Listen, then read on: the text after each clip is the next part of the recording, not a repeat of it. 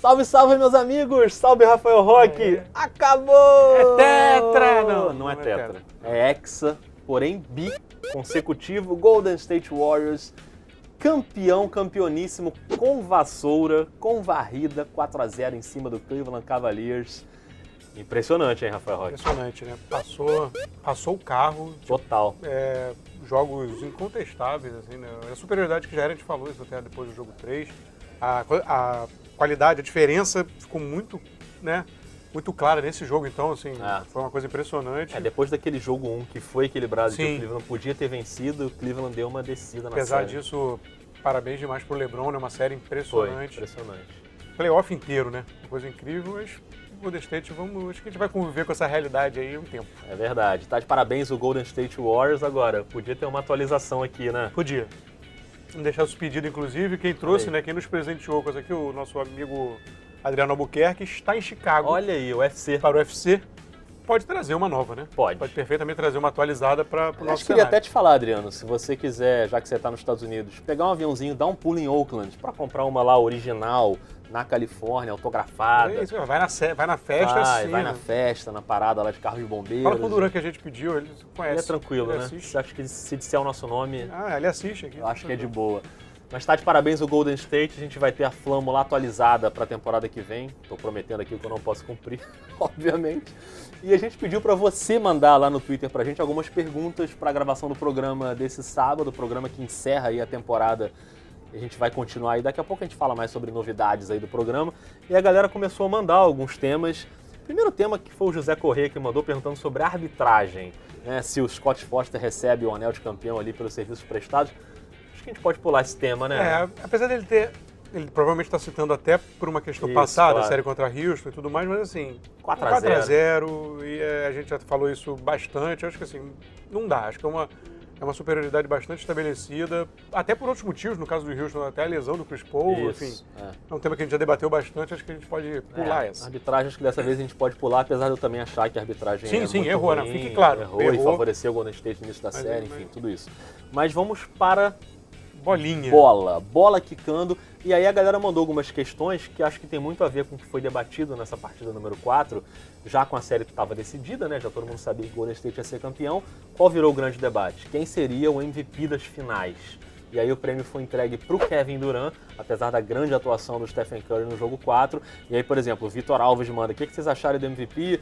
Foi uma jogada para o Curry ficar insatisfeito. Ele meteu uma teoria da conspiração maravilhosa, espetacular. E o Davi Paterman perguntou o que a gente achou, e ele achou injusto, ele acha que o Curry deveria levar o prêmio.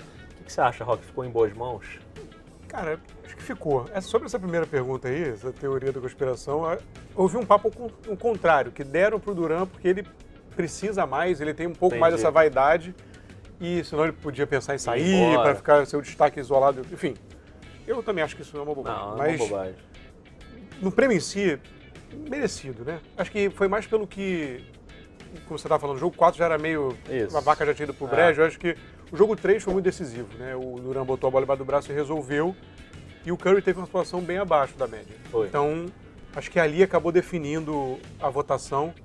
E tá bem entregue. Acho que poderia ser para qualquer um dos dois, mas tá bem entregue. Acho que até teve o recorde do Curry e tudo mais, mas eu acho que tá bem entregue. Acho que tem um ranço ali até da outra série, que o Durant jogou muito, acaba ficando na cabeça das pessoas. Eu acho que estaria justo pro Curry também, né? Acho que ele fez uma série relevante, como ele sempre foi cobrado, de ser protagonista numa hora de decisão, e ele foi, mas é aquilo, né? Ele foi muito bem também no jogo 4, mas aí a série já estava decidida. O cara que de fato decidiu o título pro Golden State foi o Kevin Durant, que no jogo 3 conseguiu aquela atuação memorável e foi mais constante, mais regular ao longo da série. Então acho que o prêmio está bem entregue, segundo ano consecutivo que ele vence esse prêmio, o que também gera essa questão, né? A chegada do Kevin Durant transforma esse Golden State num super time, um dos maiores da história, apesar do time já ter conseguido aquele recorde de temporada regular antes da chegada do Durant, mas a chegada dele é claro que muda muito, o que nos leva aí a mais uma pergunta sobre o futuro do time. E aí foi o Guilherme Galinucci que mandou pra gente. Até quando o Golden State consegue manter esse time? Como é que vai ser o futuro aí dessa dinastia, Roy? Falando em salário, né? Falando em folha salarial e planejamento, né? Famosa grana. Até o ano que vem porque o Durant já disse que vai ficar. E o Klay Thompson tem contrato, o Draymond Green e o Curry. O núcleo fica mantido ali. Tem depois a negociação do Klay Thompson, mas ele já deu algumas entrevistas dizendo que adoraria ficar e tudo mais. Eu acho que nós vamos ver isso ainda por algum tempo. O Durant faz esse modelo de contrato como o do LeBron, né? 1 para 1, um ano e um de player option. Já disse que quer ficar agora, mas ele vai avaliar o mercado ano a ano. Tem esse poder nas mãos, pela qualidade que ele tem. Mas pelo clima ali, clima da franquia, pensamento da franquia, ganhando, essa possibilidade de se tornar um dos times mais vencedores da história da NBA, acho que a gente vai lidar com essa situação um tempo. Não, e cada vez mais atrativo para chamar a galera que está disposta a ser campeã, né? Os veteranos que vão assinar ali pelo mínimo. E acho que houve uma super inflação de pivôs nessa temporada, né?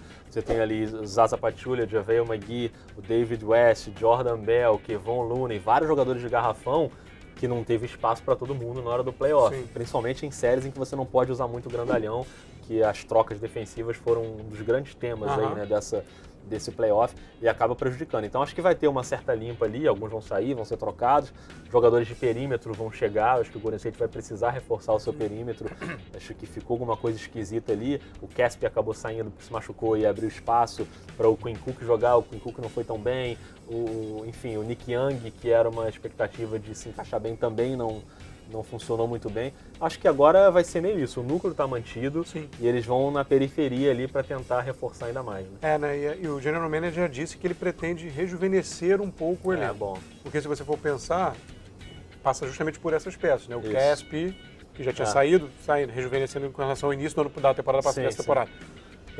O JaVale McGee, o David West, isso deve ter a situação do Kevon Looney para resolver de contrato, mas você consegue visualizar uns pivôs com o Looney e o Bell, que ainda são mais novos. O Bell acho que eles vão apostar, né? Pois então, você consegue rejuvenescer um pouco esse elenco, ali para a faixa talvez dos 30, os mais experientes, né? E aí, amigo? E aí a gente vai ter que lidar com essa situação aí durante um bom tempo. Estou prevendo mais algumas flâmulas aí, de repente. O que nos leva a outro tema, que é o seguinte: quem é capaz de bater esse Golden State nos próximos anos? E claro que sempre um dos grandes candidatos é LeBron James, que encerra o playoff de maneira fantástica. Chega a notícia ontem, depois do jogo 4, que ele estava com uma lesão na mão.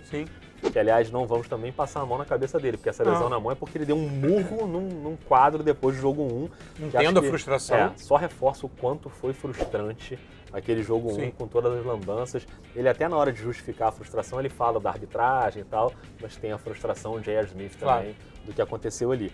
Mas, de qualquer forma, o LeBron vira uma página, a gente acha difícil, né, ele continuar em Cleveland, e se ele for para outro lugar, para onde ele vai? Aí a galera mandou mais perguntas aqui. Por que eu tô lendo isso no papel e não no celular, se a galera mandou no Twitter?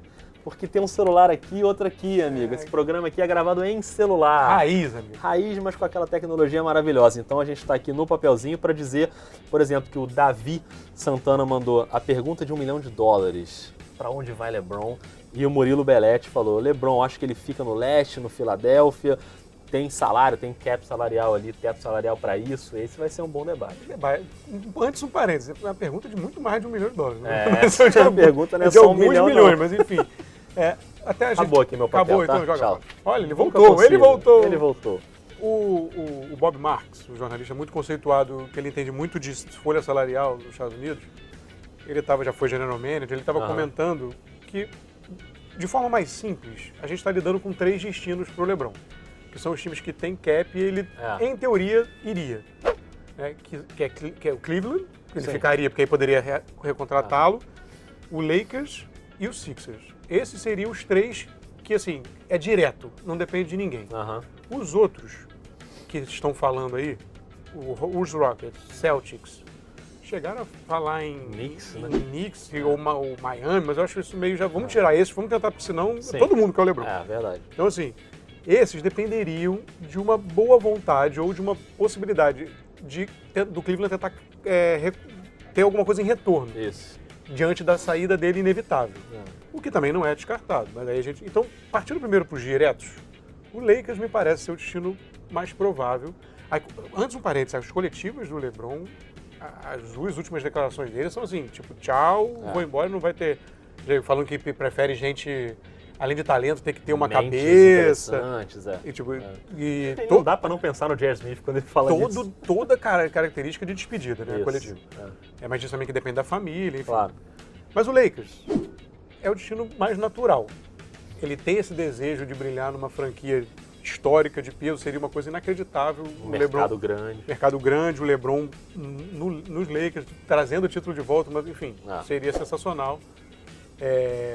E de repente voltando a reeditar uma final com os Celtics, que vão vir voando, fazer aquela coisa. Mas para ir para os Lakers depende de mais alguém. E aí seria, no caso, talvez o Paul George. Só ele, com o Lonzo, com o Ingram, não dá. Randall não sei nem se fica, Kuzma, é complicado. Seria o Paul George e ainda assim, com o Paul George, acho que a gente entraria um pouco naquela linha dos contratos mínimos que topariam ir. Mesmo esse núcleo só com o Paul George, Lonzo e Ingram, eu acho que ainda é pouco. Teria que colocar uma galerinha ali no Golden State ainda acho que é pouco. Os Sixers, eu particularmente, acho o encaixe incrível. Também acho. Eu acho o encaixe incrível. É uma franquia tradicional, é uma franquia que também teria esse lado emocional, e eu acho que o encaixe ali seria. O Sixers não precisaria se livrar de ninguém, seria ótimo. Né? Agora, tem essa galera das trocas. Pois é. Eu tô falando pra cá, se você quiser falar um pouco, você fica à vontade. Não, eu tô adorando porque você tá muito por dentro desse tema aí, você fica ali no computador vendo o negócio de salário. Eu adoro. Eu confesso que eu não entro muito nesse detalhe, não. Então comenta um pouco ali que depois eu falo de Rockets. Não, o que eu acho assim, nessas duas primeiras que você citou, Lakers e Sixers, eu vejo o Philadelphia mais pronto do que o Lakers para ele chegar e poder ser campeão no primeiro ano. É um time que já teve uma evolução muito grande, tem jogadores muito jovens, acho que se a gente pensar num quinteto do Philadelphia envolvendo ainda Ben Simmons, Joel Embiid, Saric, com o LeBron no meio ali na posição do... Pois é, o Fultz, se ele realmente conseguir sair da tumba. E, enfim, não vou nem botar aí J.J. Redick, que talvez seja uma peça necessária para sair, mas enfim, acho que seria muito legal e é um time que eu gosto muito de ver jogar. Eu gostaria muito que ele fosse para Philadelphia, mais do que até para o Lakers. Eu acho que se a gente for pensar em enfrentar o Golden State na temporada que vem, aí a gente pode entrar nos outros times, por exemplo, o Houston. Se o Houston der um jeito financeiro de conseguir se livrar de alguns contratos e trazer o LeBron, e aí você ter um núcleo com Chris Paul, James Harden e LeBron James, me parece a situação mais forte para enfrentar o Golden State no ano que vem. Sim, então a situação do Houston é uma situação muito complicada financeiramente.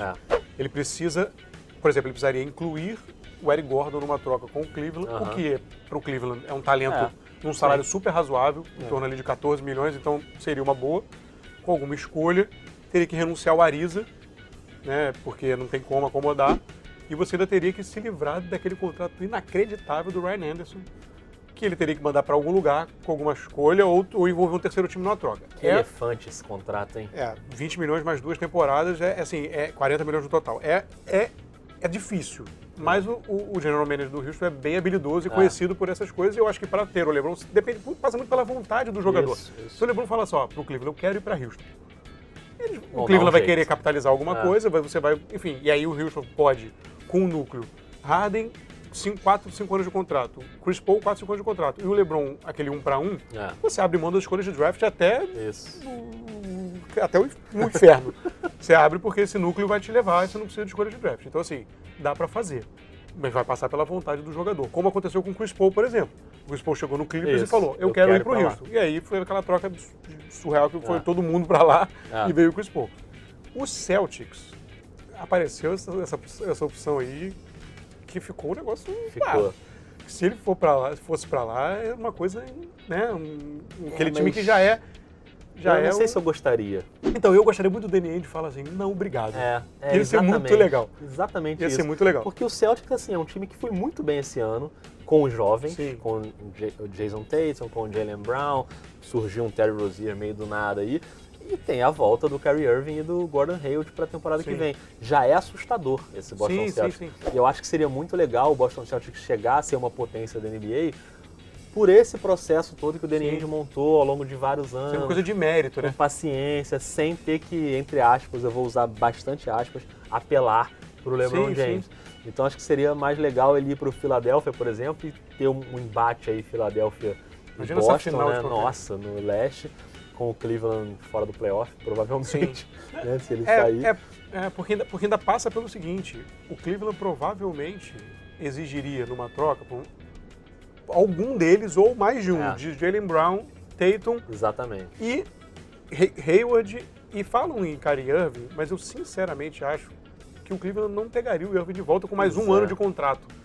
Acho que exigiria mais. Talvez apesar de ter dado uma saudade dele no Cleveland. Sim, né? mas talvez aí fosse o Irving com Jaylen Brown e mais uma escolha. Já começa a ficar salgado pro Boston, né? Verdade. Já começa a ficar meio, assim, você vai ter que se reavaliar, porque você daria uma desmontadinha. Eu acho que é isso, eu acho que o mérito seria mais maneiro, assim, chegar, não, vai lá pra Filadélfia que eu vou fazer esse time aqui e vou ganhar de você. Mas a verdade é que a gente tá fazendo campanha pro LeBron e pro Boston, né? Porque olha aqui, ó, camisa verde tá aqui, do LeBron, como é que é isso? Pra quem tá meio por fora, a gente usou essa camisa aqui do LeBron durante todo o período aí das finais, porque é a camisa dele no colegial, né? St. Vincent St. Mary, o LeBron jogou nessa escola e era o que tinha aqui, né? De camisa, a gente botou aqui, é bacana essa camisa. Deu sorte, fez a final. É verdade, chegou na final, então não é campanha para ele ir para o Boston Celtics. Esse tema vai ocupar bastante a gente aí nas próximas semanas, próximos meses. Vai ocupar o futuro próximo. Vai, eu acho que a gente ainda vai falar bastante sobre isso. Ó, vem draft aí. É tema bacana, que você adora, que eu sei, que você já fica louco, já deve estar lá. O pessoal do Phoenix Suns está oriçado. Será que vai Ayton? Será que vai Doncic? A gente vai falar bastante sobre isso. O Dois Pontos volta em edições extraordinárias, né? Quando tiver uma troca bacana, quando tiver draft, a gente certamente volta com o programa em vídeo. E tem essa novidade aí que a gente está voltando também como podcast. Olha aí. Aí sim. Aí né? vai. Famoso sonho antigo, a gente queria fazer isso há bastante tempo. E agora vai rolar, a gente vai ter o podcast para a próxima temporada, mas já começando agora nessa questão de mercado, na off-season. A gente vai ter uma versão brasileira aí também, com entrevistas com brasileiros. Vai ser uma coisa bem bacana, a gente vai explicando com calma. Então fica ligado no Twitter, @NBA2pontos, porque por lá a gente vai avisando, vai explicando, vai conversando e vai resenhando. E no final das contas é pra isso que a gente tá aqui. É pra isso que a gente tá aqui. Foi legal a temporada, né? Gostei. Foi bacana, muito obrigado. Um abraço, hein? Não derruba seu bonequinho, não. Deixa o bonequinho quieto, tranquilo. E a gente volta, sei lá quando, em algum momento. Fica atento que a gente volta. Fica atento que a gente volta. Obrigado aí pra todo mundo que acompanhou a gente na temporada, no programa e no Twitter. E a gente volta em breve. Em breve. Beleza? Um abraço. Até. Até mais.